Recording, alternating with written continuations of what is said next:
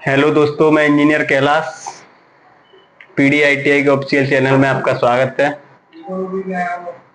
आज बात करेंगे हम workshop calculation and science chapter 9, जिसका चैप्टर नेम है कार्य शक्ति और ऊर्जा, वर्क पावर एंड एनर्जी। इसमें हमने टाइप्स ऑफ एचपी के बारे में जाना था। टाइप्स ऑफ एचपी में तुम्हारा आईएचपी बताया था, इंडिकेटेड पावर बताया था एज हॉर्स पावर। उसके बाद ब्रेक हॉर्स पावर के बारे में जाना था और फ्रैक्शनल हॉर्स पावर के बारे में जाना था। तो ये तीनों टॉपिक मैंने क्लियर कराए थे। आज जो नया टॉपिक आएगा वो आएगा इफिशियंसी। ठीक है, इफिशियंसी के बारे में जानेंगे। इफिशियंसी जिसे हम बोलते हैं दक्षता,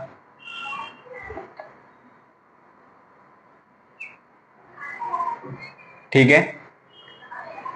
तो दक्षता नाम से दक्षता बोल सकते हैं या किसी चीज की क्षमता। तो इफिशियंसी होती क्या है, तो इफिशियंसी के बारे में जानेंगे। इफिशियंसी हम कितना काम कर रहे हैं, यानी कितना इनपुट लगा के कितना आउटपुट मिल रहा है हमें। ठीक है ना, कोई मशीन है, अगर मशीन में हम कोई प्रोडक्शन निकाल रहे हैं तो कितना इनपुट दे रहे हैं और कितना आउटपुट निकल रहा है, उसी को रेशियो को हम इफिशियंसी कहते हैं। तो इसे एक आसान भाषा में अगर हम समझेंगे, इफिशियंसी बेसिकली क्या होता है। कोई मशीन है, इसे लिखते हैं यह एक मशीन द्वारा किया गया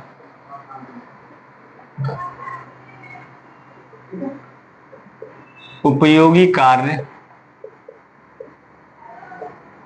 तथा उसमें हुई व्यय ऊर्जा तथा उसमें हुई व्यय, व्यय मतलब खर्च, खर्च ऊर्जा को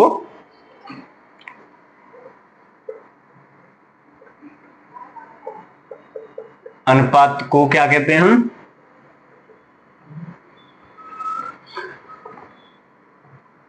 इफिशियंसी।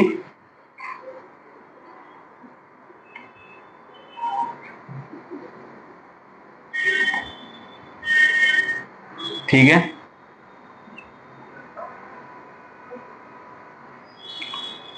यानी कोई मशीन है, उसमें किया गया उपयोगी कार्य, यानी कोई मशीन है उसमें हम काम कर रहे हैं तथा जितनी हमारी एनर्जी लॉस हो रही है, एनर्जी खर्च हो रही है, उसकी रेशियो को हम क्या कहेंगे, हम मशीन कहेंगे। मशीन उसे उसकी रेशियो को हम इफिशियंसी कहेंगे। यानी कोई मशीन है, अब मशीन काम कर रही है तो कुछ ना कुछ एनर्जी की जरूरत होगी इसमें, बिना एनर्जी के तो मशीन काम नहीं करेगी। तो मशीन जब काम कर रही है तो कुछ एनर्जी की अगर आवश्यकता होती है, उसके रेशियो को हम क्या कहते हैं, इफिशियंसी कहते हैं। या कह सकते हैं सभी मशीन के गतिशील भाग, यानी गतिशील भाग में घर्षण होता है। एक एग्जांपल है, ठीक है ना। यानी जो मशीनें होंगी, मशीनों में जितने भी एलिमेंट होंगे, जितने पार्ट्स होंगे, वो आगे पीछे मूव करेंगे, लीनियर मोशन करेंगे या फिर उसमें रोटरी मोशन करेंगे। उसमें जब जहां मोशन होगा मशीन में, वहां क्या होगा, फ्रैक्शन लॉस होगा। तो फ्रैक्शन लॉस होगा, वहां पे क्या होगा, घर्षण होता है। घर्षण के कारण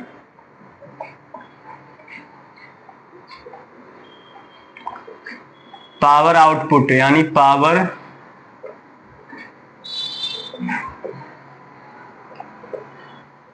आउटपुट बोले तो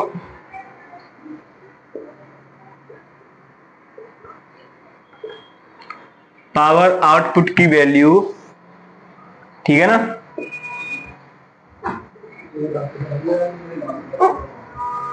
पुट का मान, वैल्यू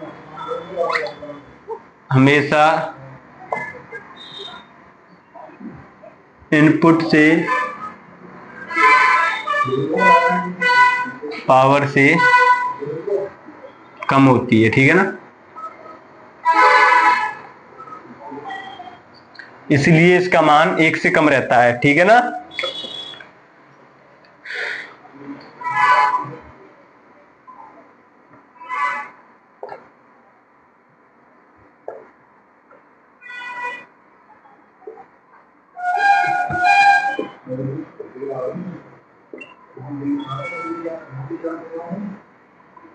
एक 1 से कम होता है।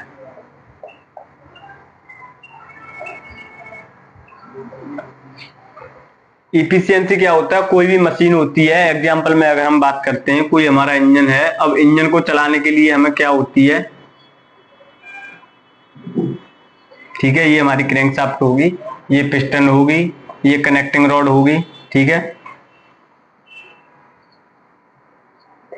कनेक्टिंग रॉड, ये अपना पिस्टन, ये क्रैंकशाफ्ट, क्रैंकशाफ्ट होगी, ठीक है। अब क्या होगा, मशीन जब हमारी मूवमेंट करेगी, आगे पीछे अगर गति करेगी, पिस्टन पिस्टन अगर आगे पीछे गति करेगी, तो यहाँ क्या होगा, यहाँ पे फ्रिक्शन लॉस फ्रिक्शन होगा। अब फ्रिक्शन होगा तो क्या होगा, एनर्जी लॉस होगी। अब मशीन, ये क्रैंकशाफ्ट आगे पीछे घूमेगी, एक मैकेनिज्म के अंदर, एक इंजन के अंदर जब क्रैंकशाफ्ट घूमेगी, पिस्टन मूव करेगा, कनेक्टिंग रॉड मूव करेगी, लीनियर मोशन करेगी, रोटरी मोशन करेगी, तो उस कंडीशन में क्या रहता है, फ्रिक्शन लॉसेस होता है। तो फ्रिक्शन लॉस होगा तो एनर्जी उसमें, किसी भी इंजन को चलाने के लिए हमें एनर्जी की आवश्यकता होती है। अब वह एनर्जी की आवश्यकता होगी और वो कितना काम कर रहा है इंजन, इतने उसके रेशियो को तो हम इफिशियंसी कहते हैं, ठीक है। तो ये रहता है इफिशियंसी, बेसिकली क्या रहता है, किया गया कार्य अपॉन उसमें हुई एनर्जी खर्च, ठीक है ना। तो इसे हम एक रेशियो में सिंपल कह सकते हैं, किया गया कार्य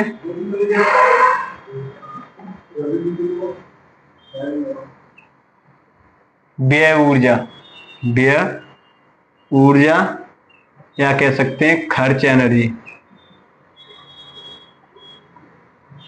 ठीक है, ये रहता है।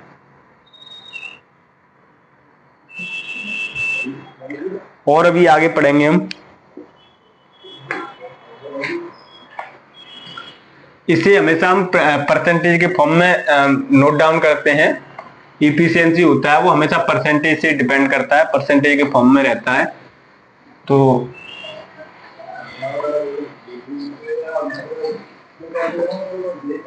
आगे जो रहेगा अपना वो रहेगा, जैसे इफिशियंसी, दक्षता, परसेंटेज मैंने बताया था, इफिशियंसी हमेशा परसेंटेज में रहता है। तो इफिशियंसी को हम कहते हैं आउटपुट, आउटपुट अपॉन इनपुट, ठीक है, इंटू 100, ये हो गया अपना इफिशियंसी। इसे हम ईटा से डिनोट करते हैं, इसमें एक नेक्स्ट पॉइंट आएगा, इसे ईटा से डिनोट,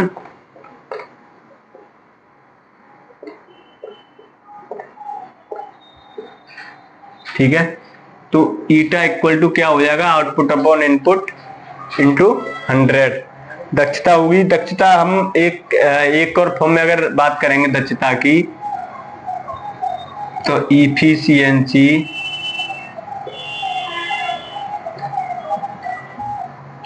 दक्षता आउटपुट, या कह सकते हैं हम आउटपुट इनपुट, तो ये वाला रेशियो हो गया BHP अपॉन IHP के रेशियो को हम क्या कहते हैं, इफिशियंसी कहते हैं, इंटू 100, ठीक है। एक ये होता है अपना इफिशियंसी, एक अगर सिंपल भाषा में कहते हैं, किसी मशीन की दक्षता, किसी मशीन की दक्षता उसके आउटपुट तथा इनपुट के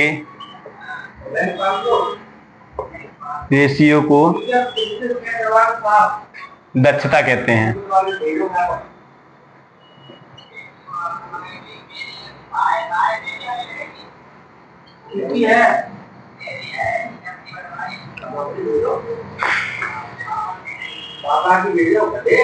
यानी किसी मशीन की जो दक्षता होती है उसमें आउटपुट तथा इनपुट के रेशियो को हम क्या कहते हैं, इफिशियंसी कहते हैं। तो इफिशियंसी क्या होता है, हमेशा आउटपुट अपॉन इनपुट इंटू 100, अगर परसेंटेज में बात करें तो हम, तो ये रहता है अपना आउटपुट अपॉन इनपुट। अब यहां से कैसे हम मीनिंग से बनाएंगे, किसी मशीन को दी गई एनर्जी इनपुट हो गया तथा किया गया कार्य आउटपुट हो गया।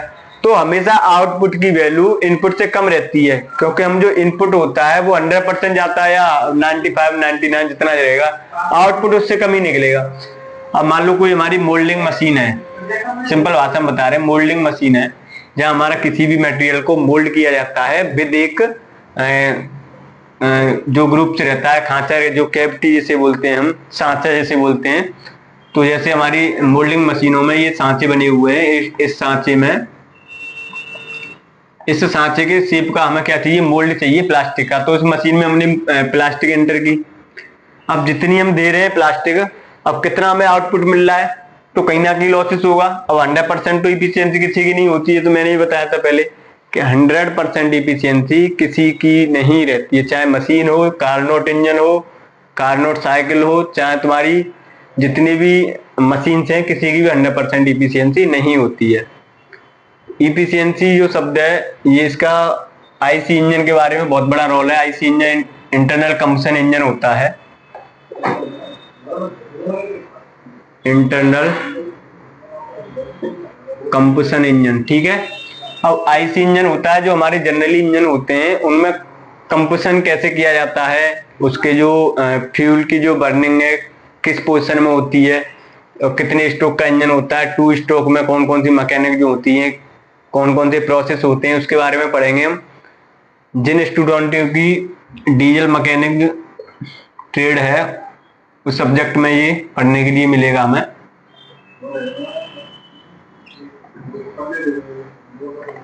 डीजल मैकेनिक जो ट्रेड है, तो उसमें हमें पढ़ने के लिए मिलेगा इंजन के बारे में, तो आगे हम उसे पढ़ाएंगे, ठीक है। तो ये रहता है अपना इफिशियंसी।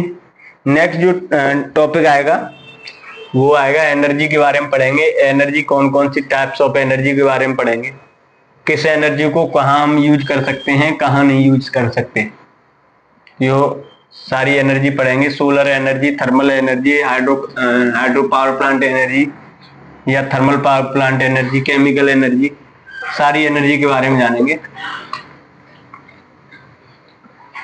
तो नेक्स्ट जो आएगा, इसमें आएगा एनर्जी। एनर्जी तो सभी को ही पता होगा, ये तो क्लास 8th में, 9th में, 10th में पढ़ा होगा। एनर्जी, इसका बहुत बड़ा रोल है।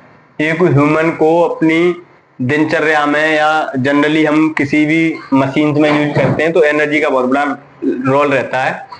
तो एनर्जी क्या रहता है, इसके बारे में जानेंगे ही।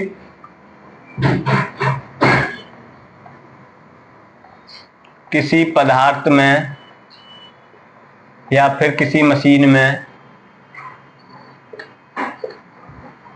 क्योंकि मशीन से रिलेटेड हम पढ़ रहे हैं, ये जो चैप्टर है कार्य शक्ति ऊर्जा, ये मशीन से रिलेटेड है। तो किसी मशीन में कार्य करने की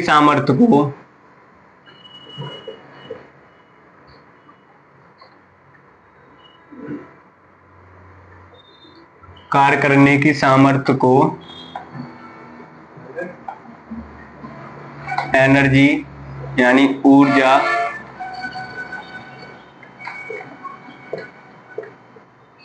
ठीक है।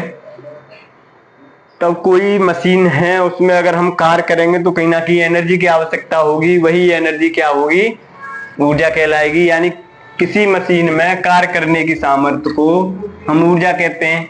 अब ऊर्जा को क्या करते हैं, हम स्टोर किया जा सकता है, यानी एनर्जी को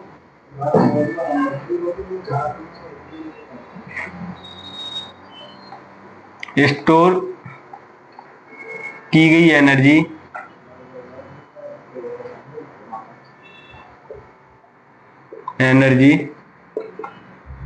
कार्य में परिवर्तन करना,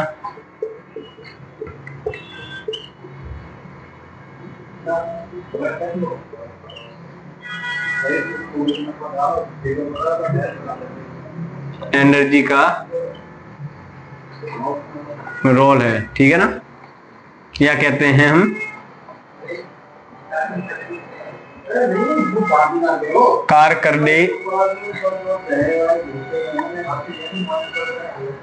कार्य में परिवर्तन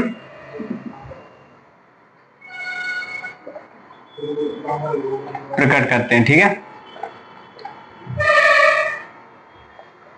या ये कह सकते हैं किसी मशीन में कार्य करने की क्षमता को या कार्य करने की सामर्थ्य को ऊर्जा कहते हैं, या स्टोर की गई एनर्जी कार्य में परिवर्तन कर सकते हैं, कार्य में परिवर्तन कर सकते हैं, ठीक है ना। नेक्स्ट जो रहेगा इसमें वो क्या रहेगा, कोई मशीन या इंजन तभी कार्य कर सकता है जब उसको ऊर्जा मिलेगी, है कि नहीं है। अगर कोई मशीन है,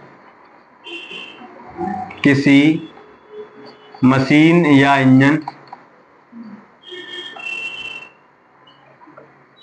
तभी कार्य कर सकता है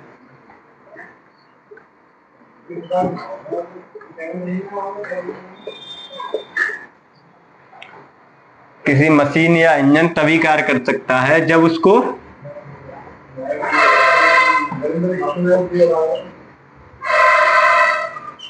ऊर्जा मिलेगी,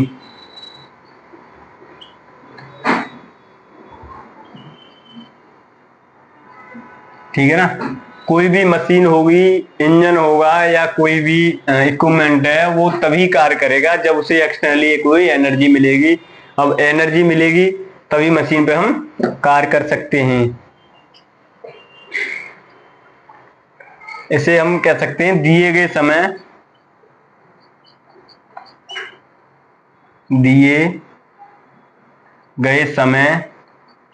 ठीक है, इनटू दिए गए समय को कुल कार्य की मात्रा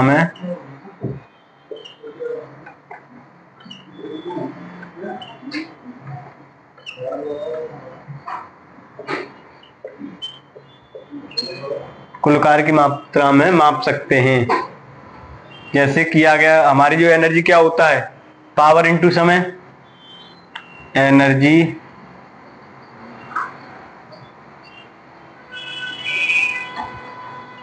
ऊर्जा इक्वल टू पावर इनटू समय, ठीक है, जिसे हम शक्ति बोलते हैं।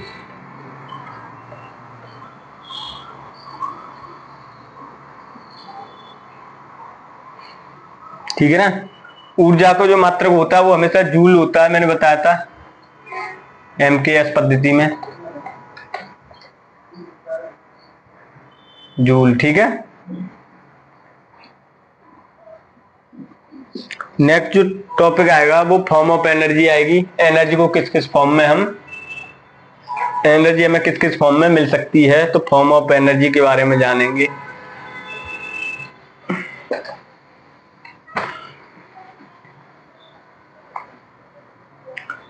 एनर्जी में एक हमारे थर्मोडायनेमिक्स थे, उन्होंने लॉ दिया था, जीरो लॉ ऑफ थर्मोडायनेमिक्स। ये एनर्जी के लॉ ऑफ कंजर्वेशन पे हमारा कार्य करता है। जैसे किसी भी एनर्जी को हम ना नष्ट कर सकते हैं ना ही बना सकते हैं, उसे हम एक फॉर्म से दूसरे फॉर्म में कन्वर्ट कर सकते हैं या ट्रांसफॉर्मेशन कर सकते हैं। तो एनर्जी का एक ये रोल है, इसे हम आगे पढ़ेंगे कंजर्वेशन ऑफ एनर्जी में। लेकिन अभी जो आएगा फॉर्म ऑफ एनर्जी के बारे में जानेंगे। फॉर्म ऑफ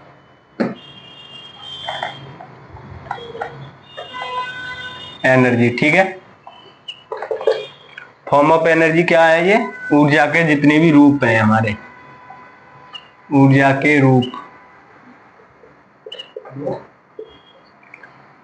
पहला जो आएगा वो आएगा हमारा स्थितिज ऊर्जा, ठीक है। पहला जो आएगा वो आएगा स्थितिज ऊर्जा, जिसे हम बोलते हैं पोटेंशियल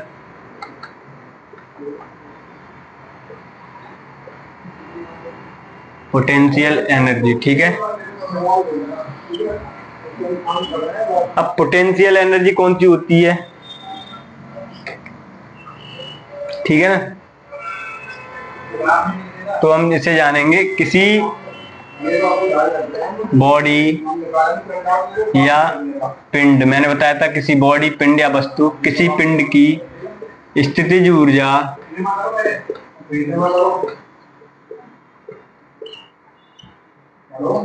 वह ऊर्जा है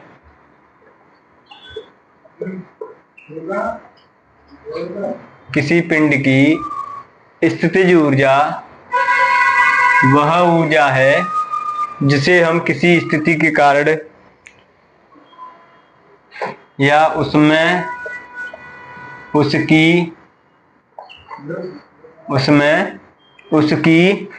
स्थिति के कारण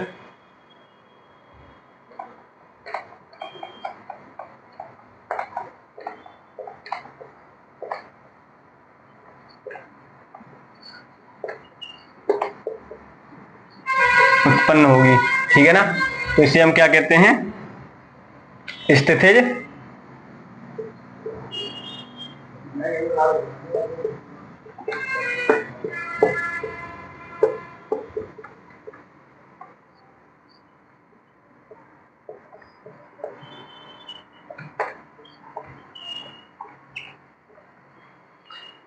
इसे हम स्थितिज ऊर्जा कहते हैं। ठीक है, यानी जो बॉडी किसी अपनी स्थिति के कारण जो ऊर्जा प्रोड्यूस होगी उसे हम क्या कहेंगे, स्थितिज ऊर्जा कहते हैं। ठीक है ना, जैसे एग्जाम्पल में बोलेंगे हम, छत पर रखे लोहे का कोई टुकड़ा है,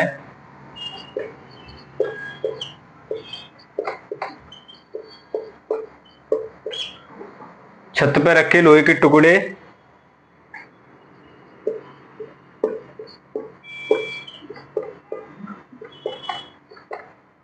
में स्थितिज ऊर्जा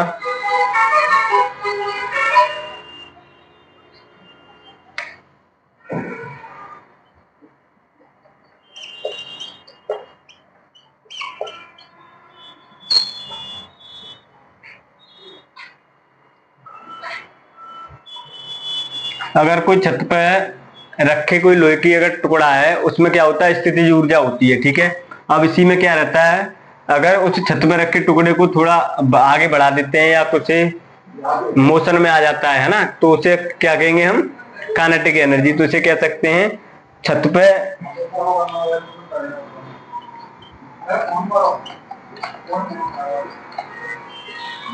पे रखे लोहे के टुकड़े को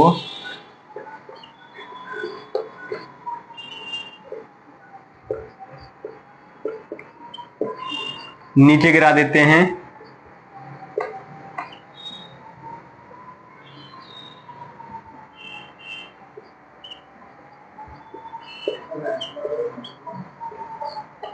तो उसमें गति उत्पन्न होती है।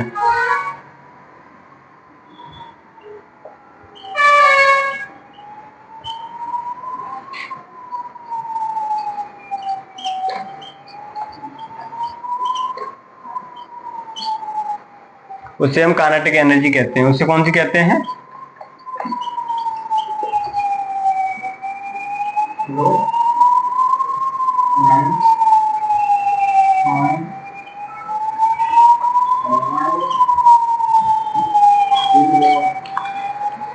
तो स्थितिज ऊर्जा क्या होता है, किसी बॉडी के स्थितिज ऊर्जा वह ऊर्जा है जिससे वह उसकी स्थिति से जो प्रोड्यूस होती है उसे हम स्थितिज ऊर्जा कहते हैं। बॉडी खुद की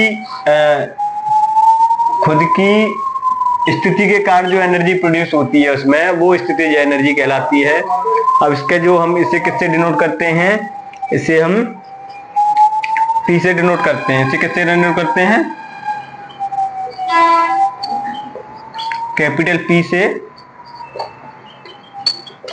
डिनोट करते हैं। ठीक है, यहां तक क्लियर हो गया। तब P से डिनोट करते हैं तो P इक्वल टू क्या हो जाएगा, mgh।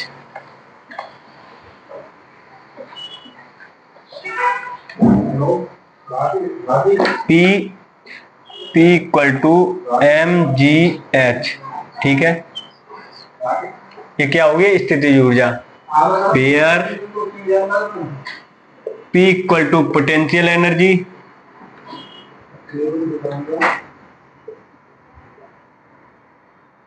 जिसे हम बोलते हैं स्थितिज ऊर्जा।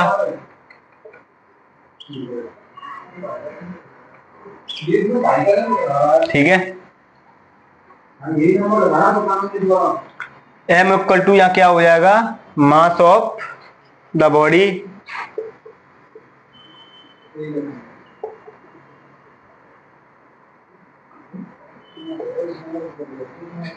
कह सकते हैं हम वस्तु का द्रव्यमान।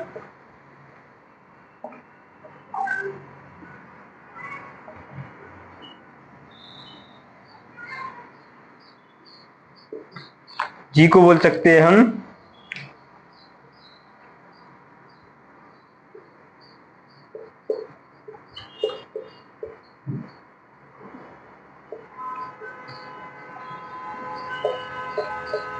पृथ्वी का गुरुत्वाकर्षण, एच बराबर ये हो जाएगा अपना हाइट, है ना।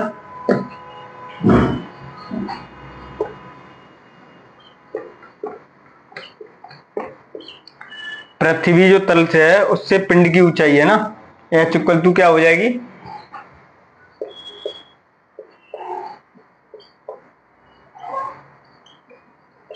एच यानी पृथ्वी के जो सरफेस से हम क्या रही होगी, कोई भी बॉडी है रखी हुई है वहां से हम, ये पृथ्वी हो गया, ये बॉडी के तक की जो हाइट होती है उसे बोलते हैं हम, एच से डिनोट करते हैं। तो ये हम किसी, ये हो गया हमारा स्थितिज ऊर्जा। ठीक है। पोटेंशियल एनर्जी, तो पोटेंशियल एनर्जी का अगर एग्जाम में हमारा आता है फॉर्मूला तो P इक्वल टू mgh होता है। तो ये रहता है अपना पोटेंशियल एनर्जी। नेक्स्ट जो आएगा वो काइनेटिक एनर्जी आएगा।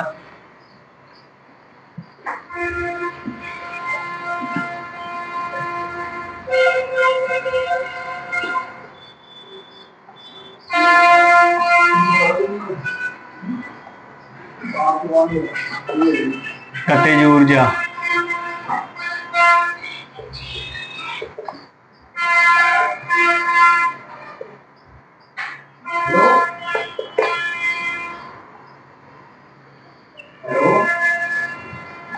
तो गतिज ऊर्जा क्या है, गतिज ऊर्जा तो ये तुम्हें क्लियर होगी होगी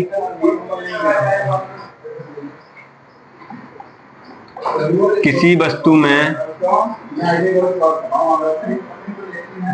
गति के कारण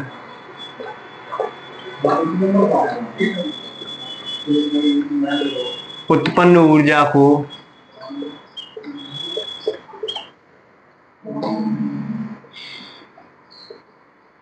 गतिज ऊर्जा कहते हैं। ठीक है ना। कोई भी बॉडी है अगर वो मोशन में है तो वो कौन सी मोशन हो जाएगी, काइनेटिक मोशन, तो उसी को हम क्या कहते हैं, गतिज ऊर्जा। अब गतिज ऊर्जा को कैसे समझेंगे, कोई बॉडी है उस पर फोर्स लगाया, अब ये बॉडी यहाँ आ गई तो इसमें जो एनर्जी होगी कौन सी होगी, गतिज एनर्जी, जिसे हम बोले काइनेटिक एनर्जी। इसमें जो मोशन होगा, इसमें तो मोशन ये हो जाएगा अपना काइनेटिक।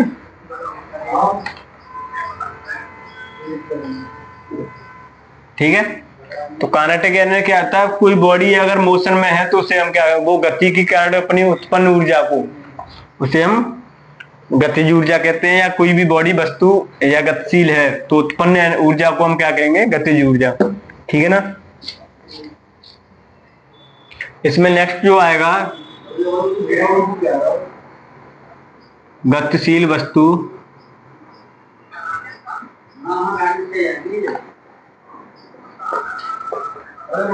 कार्य करने के,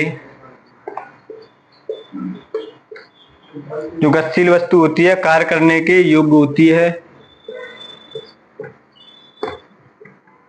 अगर कोई बॉडी गति कर रही है या मोशन में है तो कहीं ना कहीं वो कार्य कर सकती है। इस चीज से क्लियर हो गया। अब इसमें नेक्स्ट जो पॉइंट आएगा,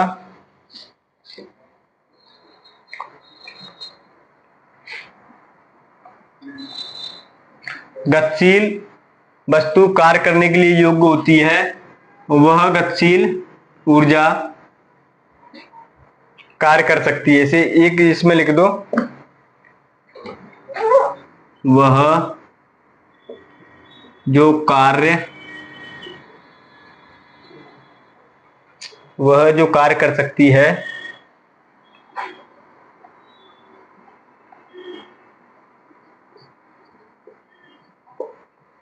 कार्य कर सकती है उसे हम क्या कहते हैं, गतिज ऊर्जा कहते हैं।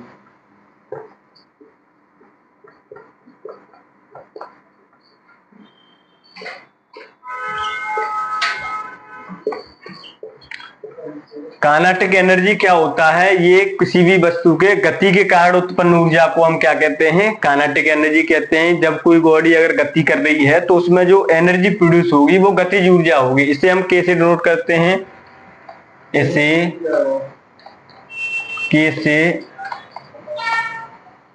डिनोट करते हैं, K equal to half M V square, ठीक है। वेयर के equal to kinetic energy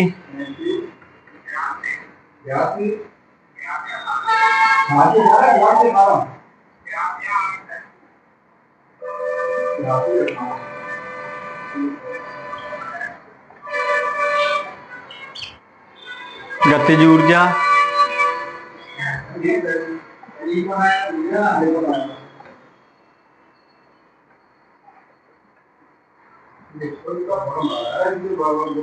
mass of the body यानी बॉडी का द्रव्यमान,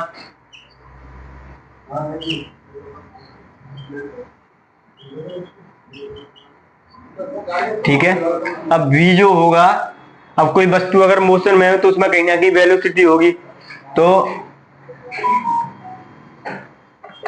वेलोसिटी ऑफ द बॉडी यानी वस्तु में या वस्तु का वेग, ये कह सकते हैं। तो ये होता है अपना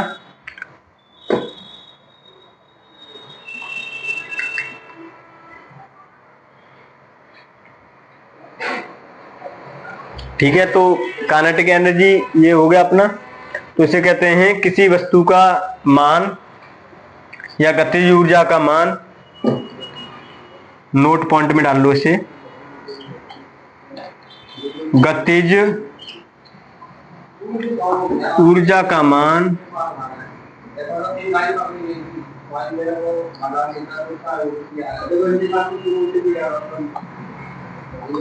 गतिज ऊर्जा का मान वस्तु के मास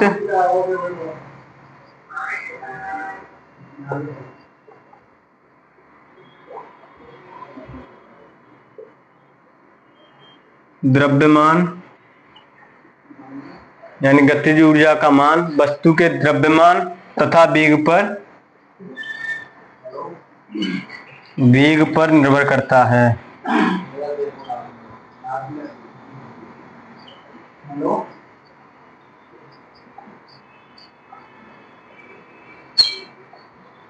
ठीक है।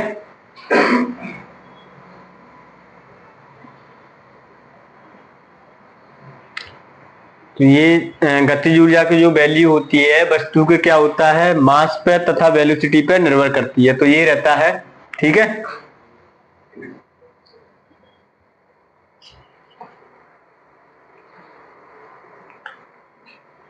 इसका एक एग्जांपल और दे देते हैं, काइनेटिक एनर्जी का एग्जांपल। अगर कोई स्लो पानी है यानी कम स्पीड का पानी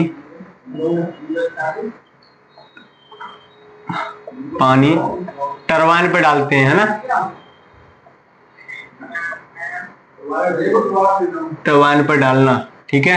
जिससे क्या होगा, टरबाइन मूव करेगा तो सॉफ्ट में हमारा अल्टरनेटर फिक्स होगा। अल्टरनेटर हमारा क्या करेगा, ये हमारा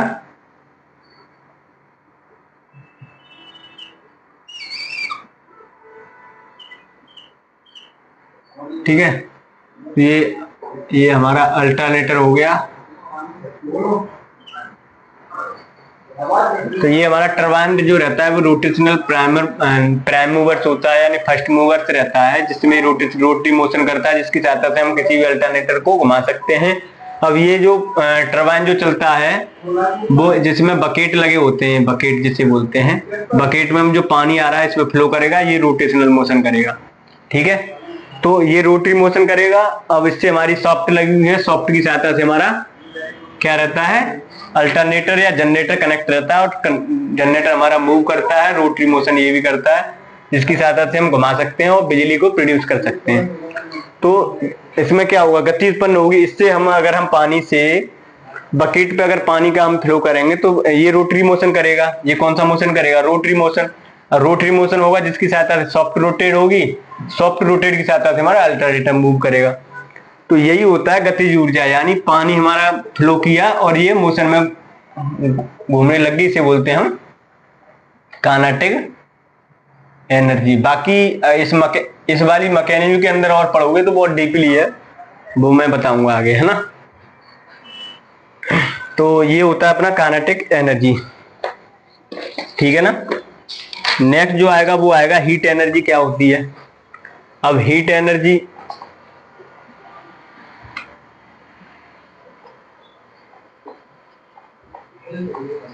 फॉर्म ऑफ एनर्जी में ही चल रहा है ये। अब हीट एनर्जी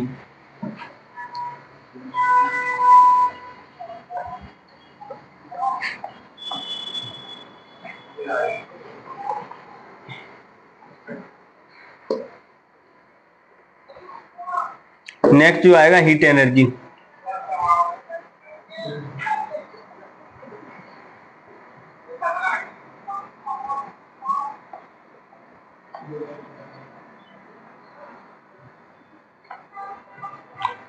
ठीक है, अब हीट एनर्जी को बोल सकते हैं ऊष्मा ऊर्जा।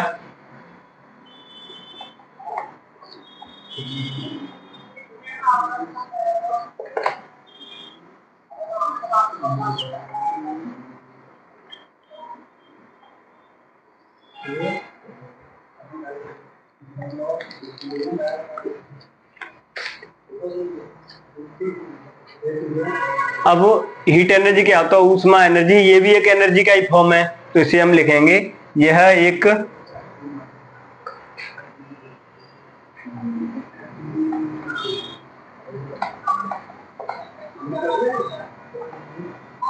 एनर्जी का फॉर्म है।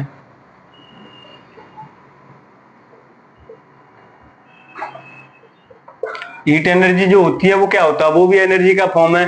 इसके कारण हमें क्या होता है, इसके कारण हमें गर्मी या सर्दी का, गर्मी या सर्दी का महसूस होता है।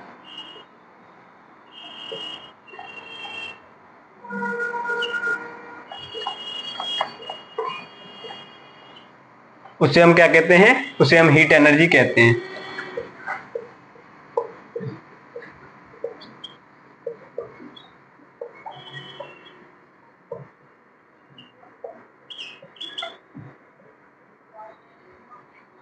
ठीक है, हीट एनर्जी क्या होता है, जिसमें गर्मी या सर्दी का महसूस होता है, या जिसे हम बोलते हैं कि गर्मी या सर्दी का अनुभव होता है।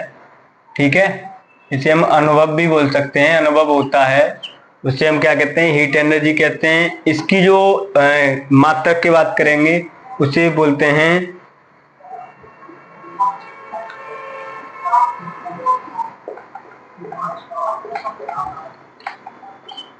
मात्रक, कैलोरीज बोल सकते हैं या कैलोरी बोल सकते हैं। ठीक है, इसकी जो यूनिट होती है वो क्या होती है, कैलोरी। तो हीट एनर्जी के बारे में पता चल गया आपको। नेक्स्ट जो एनर्जी आएगी वो आएगी अपनी लाइट एनर्जी, ठीक है ना।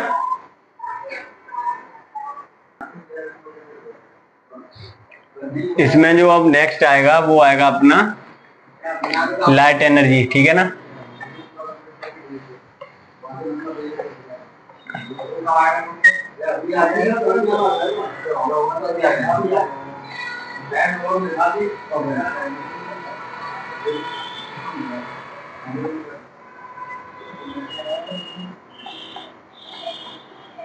इसे हम बोलते हैं प्रकाश ऊर्जा।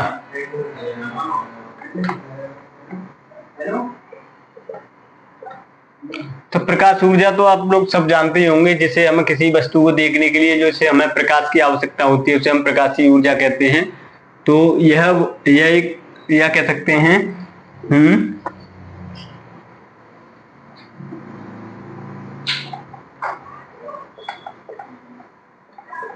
वह ऊर्जा है जिससे हमें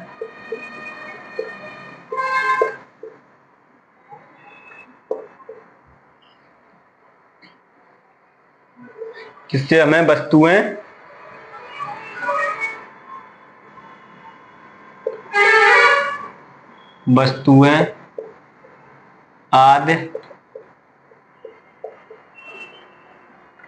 दिखाई देती हैं।